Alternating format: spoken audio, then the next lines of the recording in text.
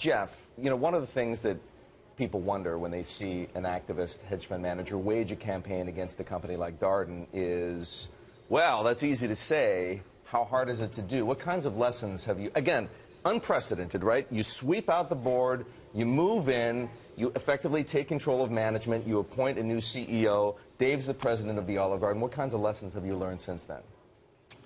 It is unprecedented. It hasn't been done before. But what I would say is it wasn't like we didn't come in and take control. I want to just set that aside. The board is an independent board.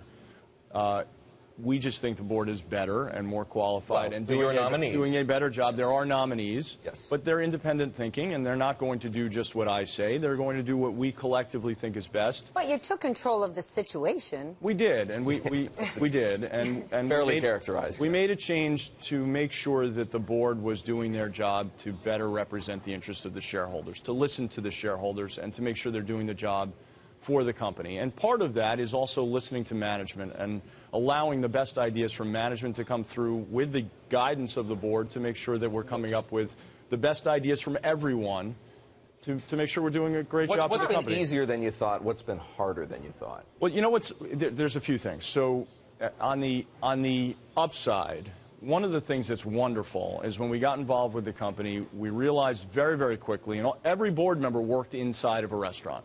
So once we went on the board, every single board member took a night and worked inside a restaurant. Doing what? Well, how undercover boss of you. Well, it wasn't undercover. Everyone knew. Everyone knew. But really operating with the manager of the restaurant, walking around, I was waiting on tables, greeting guests, serving some food in the kitchen. All of us did that. It was an amazing experience because we felt as board members, how are we going to be able to make good decisions in the boardroom without really knowing what's happening inside the restaurants? So one of the great things that we learned was the restaurants are doing a great job. The employees that are inside the restaurants are working really hard. They care a lot. It's about making sure we're giving them the tools so that they can do the best job succeeding for us, for everyone.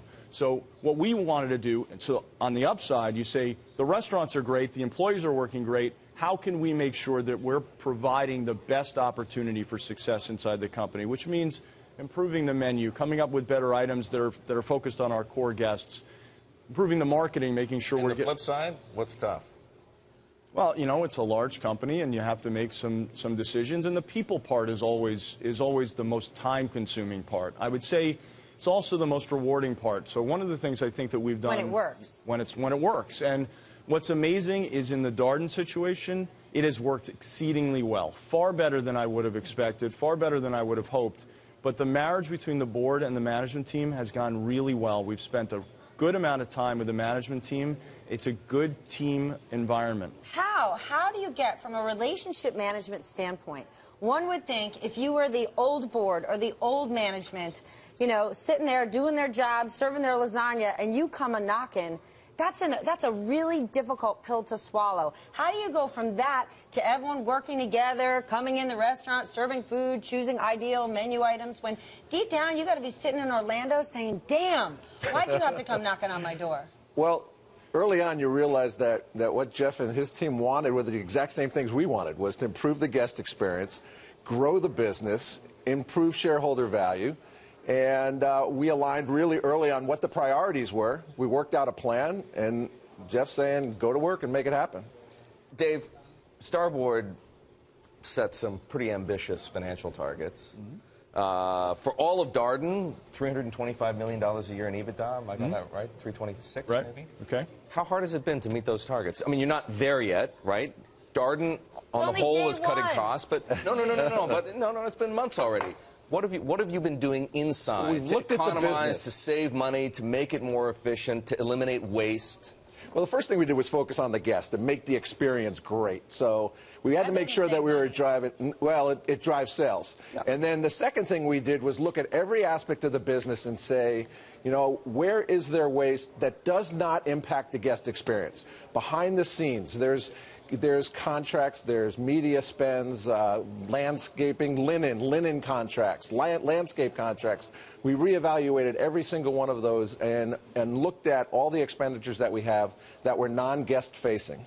And we found some opportunity. Got a weed whacker in the yard, found some opportunity, Well, some of the other stuff that you talked about doing was possibly spinning the restaurants off into a REIT. Is that going to happen? So what we've said is that our primary focus is improving the guest experience in the restaurants. And the business is all about the guest. We have to make sure that our guests are happy, enjoying the experience, coming back more frequently.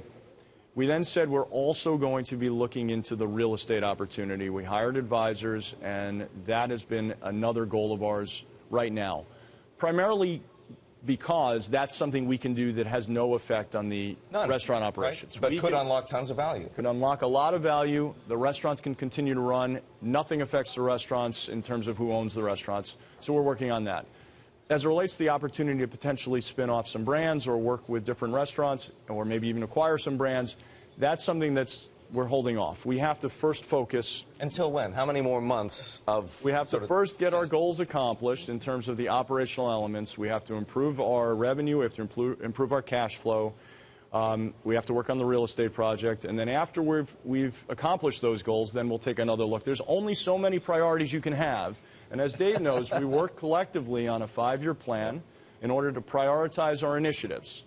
And you have to make sure you're focused on those. Do those really well, and then you can move to the next ones. So things like franchising, for example, also being... Franchising is something that we are also looking into, but it is not the primary focus right now. I know we have to go, but when we talk about consumer spending, is Olive Garden a good reflection on how the U.S. consumer, when you said it's a middle American restaurant, to see where they're spending, how they're spending, what unemployment looks like? Well, we're seeing not necessarily increased visits to the restaurant, but we are seeing less purchases on deal. And we're also seeing less purchases on deal, meaning people not coming less with coupons. And we're also seeing that when they do come in, they're willing to step up and maybe get an appetizer or a dessert when they wouldn't before, or get a nicer glass of wine. And so we're seeing just little incremental add-on sales. All right, gentlemen, we thank you very much for coming and sharing with us your experience. It's Chef Smith. He's the CEO of Starboard Value. Dave George, the president of the Olive Garden. The new Olive Garden debuts today. The breadsticks are still around, but they are now, in addition, in sandwich form. The breadstick bun, I'd like to call it. Thank you, and congratulations. Thank you. Good luck today. Thanks. For those of you watching in New York, there's an Olive Garden right in Chelsea. Take yourself over there today.